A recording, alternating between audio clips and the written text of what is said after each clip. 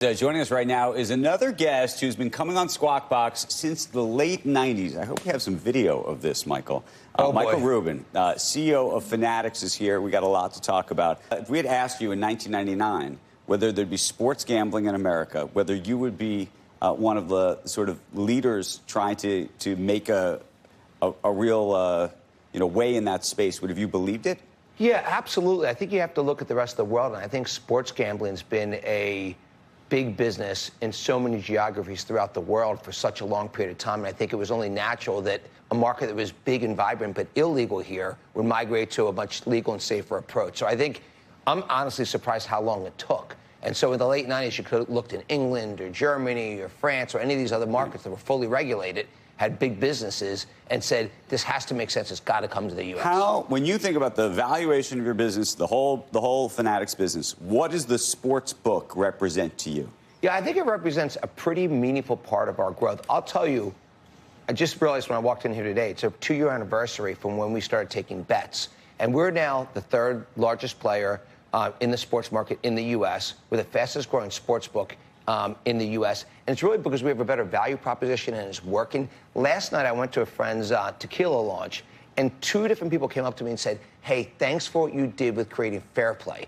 Fair play is a policy where if your player gets injured in it used to be the first quarter, now it's the first half of the game, we take them out of the player prop. And so hundreds of thousands of bets that would have lost, people actually won as a result of that. Right. By the way, we had one last week where it cost us $1.5 million, but it's the right thing to do to kind of give that insurance. And nobody else does that? Now competitors are copying us. By the way, DraftKings, Jason's a good friend of mine, they copied us. Okay, other companies are copying us. You guys are the fastest growing. Where are you? That's because you started from zero. You started from zero. Where are you just in terms of like raw numbers? How soon before you? 3, right?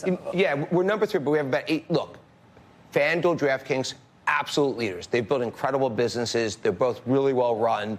And they each have about 35% of the market. Okay. We have 8% of the market, but we had 4% a year ago and 0 the year before. So we're definitely the fastest growing. Are you taking from either of them? I think we're taking from everybody. Look, they have great businesses. I think some of the small competitors have been easier to take from. But we went out and said, how do we make this better for sports bettors? And just our value prop, we had a lot of thought went into this. How do we do something that's different and better? And so instead of spending money in advertising, let's give it. I was going to say, the customer acquisition costs have always been like this big killer, but you think you can acquire more customers without spending our marketing? Customer acquisition cost is definitely less than a DraftKings or FanDuel. And the reason is every time you bet with Fanatics, whether you win or lose, we give you fan cash that you can then make other bets with. You can get merchandise, you can get trading cards. That's what I was going to say. Tying it all together, do you find those synergies make it a much stickier place? How do you play with that? How do you use that? Much stickier, resonating really well. Look, we're going to give out $1 billion of fan cash next year to bettors. Okay, do you count that as customer acquisition costs when you do that? I think we run a little bit of a lower margin, but I think we can make it up in volume and doing the right thing. So your customer acquisition cost is lower, but you're spending that money in other ways and other places. Absolutely. Our customer acquisition cost is lower for sure, okay, than a FanDuel or DraftKings. And we also have a lot of brand marketing for Fanatics that we have from the commerce business, from the collectibles business.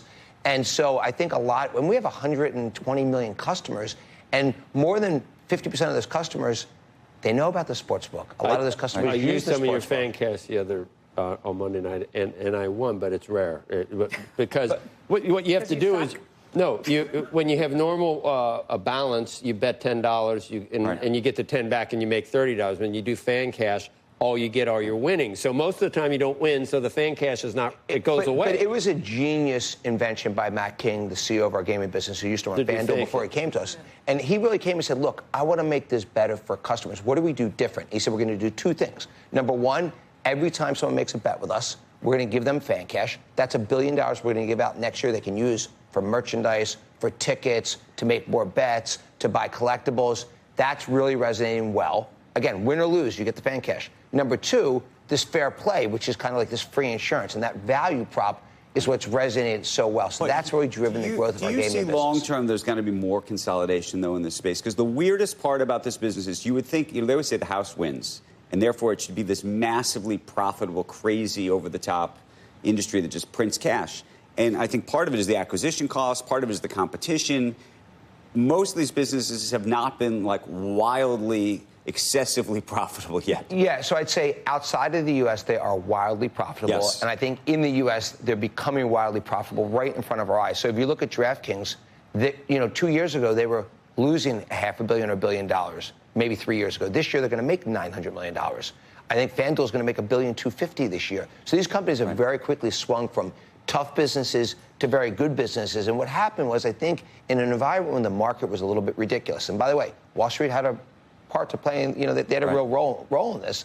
They were giving free money away, so people spent illogically on customer acquisition. When we got into the business in 2021, what I said to my board was, look, I love this business long-term for Fanatics, but I don't think the economics currently make sense. Let's bring Matt on. Let's evaluate the market. It took us 2 years to launch, and by the time we launched, everything was more logical. And today, it's the most logical it's ever been. So I'd say we're in a much more thoughtful market today, but the market is still just getting going. In terms of what you are going to spend that may cut into your margins to do things to win fan loyalty, to bring them back, is that a constant, or is there a point where you can ease up on some of that? Because the thought with the customer acquisition cost is it would eventually go down. You would have people, you would buy loyalty, but it's a really tough, competitive market. Sure. So the way to think about that is hold rate. How much do you keep from a customer? And I think if you look at a Flutter or a FanDuel, they could hold in the U.S., 13 or 14%. But DraftKings might hold 12%. Today, we're at 10%. Maybe structurally, we're always 100 basis points or 200 basis points lower. That's still a great business for us. And when you take the synergy of the Fanatics ecosystem and what it means to collectibles and what it means to the commerce business and how these things all integrate together, it's a incredibly big opportunity for us. When we look, you asked about the value of the business. When we think about what gaming can be, in our 5-year plan, we have gaming being 40% of our profits. Really? Okay? So, and we're very bullish about that. And where is it now? Yeah, I mean, today we've spent $1.5 billion since we've launched, including, so it's not profitable, including the M&A deal we did. No, we'll lose about $300 million this year. We'll lose about $150 million next year, and then we'll make, several $100 million in 27. We feel great about that, because if you look at what did Flutter and FanDuel spend, between the M&A, same way we look at it, they spent $6 to $7 billion. Same for DraftKings. So we look at a less than $2 billion spend to get to profitability versus these guys having a $6 or $7 billion spend. Again, they built great businesses, but they spent a lot more to do it.